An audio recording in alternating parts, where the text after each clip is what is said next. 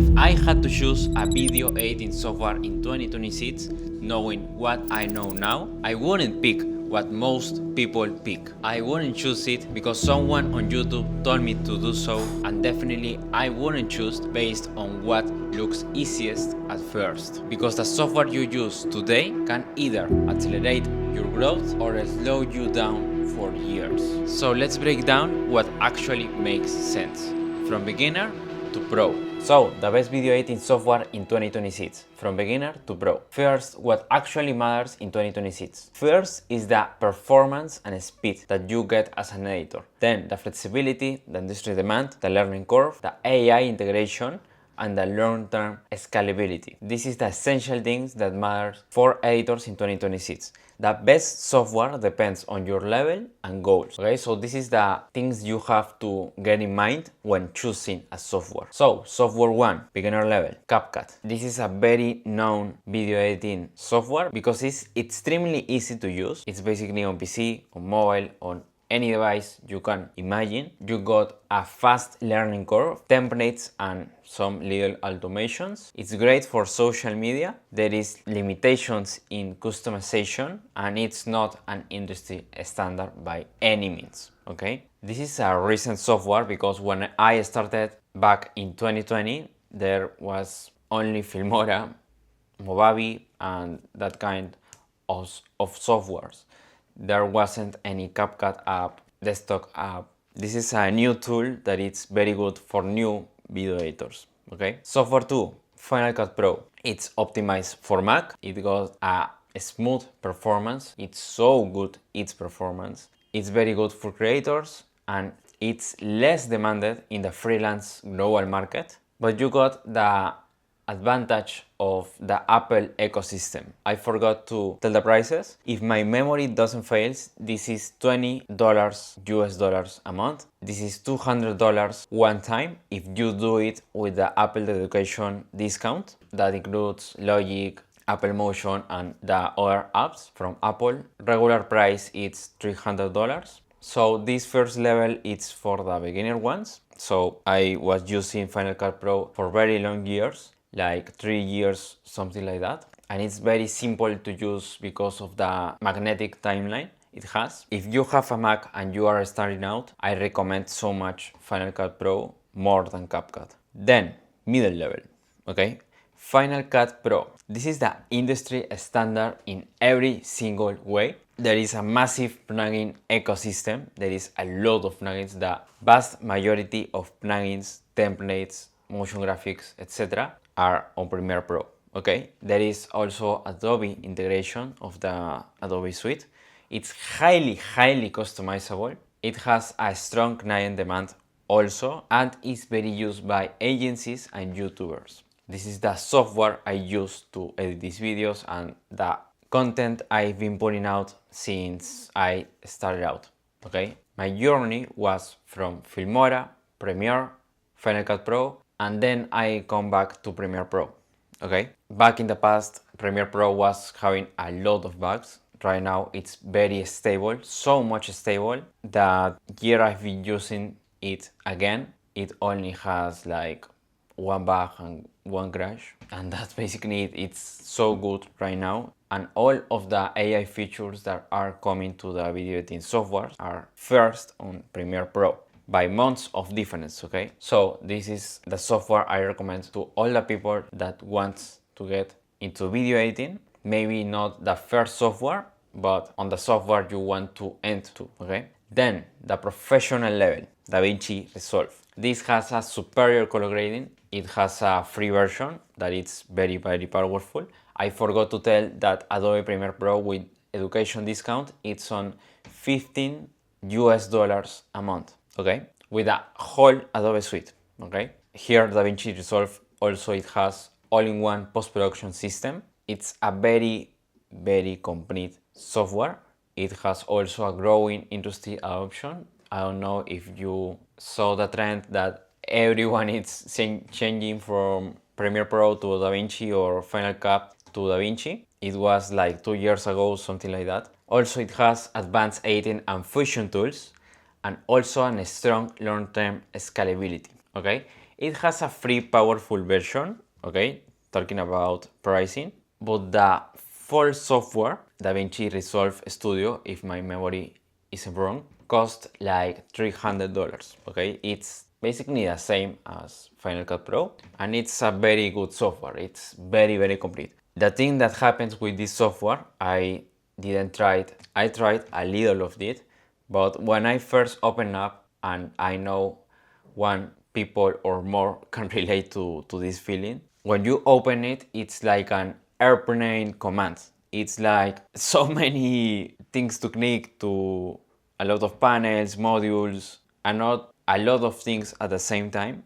And it can be very overwhelming at first. That's why I am putting it on the professional level side of things, okay? But these two programs are both very, very good. Also, one thing I want to say is that this software it's that complete that it merges Premiere Pro and After Effects. So this is an all-in-one basically. This is a color grading tool, a video editing tool, and a motion graphics software. Okay, so you are getting three things in one. Okay, but it's very technical. A lot of things that take some clicks on Premiere or one click. It's 15 clicks away in DaVinci, but you got a lot more of customization if you want that. And that is the summary of these four, the most known video editing softwares. Okay, so the real answer, if you are a complete beginner, I recommend you to start with CapCut. Okay, all the people do this. It's the best way to get you started. It's a very simple program, easy to understand. It's on PC, mobile, Mac, iPhone, it's everywhere, okay? So you don't have a single excuse to not start. It also has a free version. I think it has watermarks and some things, but it's basically free, okay? So you can get started today. This is the thing also I was doing back in 2020 when I started with Filmora and that kind of things. So this is the thing I recommend you if you are a complete beginner. If you want to take freelance seriously, use Premiere Pro. You can do it after CapCut if you want. You can start from Premiere Pro at the start, but I recommend you to take a course and basically take a roadmap. I explained that on my past video from this one on basically how to start as a video editor if I were to start from zero, okay? You can watch it on the description. And if you want to take high-end professional growth, basically I recommend you to use DaVinci Resolve. This is the software also used on films and more technical side of things, like I said. But basically on the most demanded, basically programs, editing programs out there, this is the two most demanded ones. Okay, so if you stayed from this part of the video, this is the two programs you want to end off.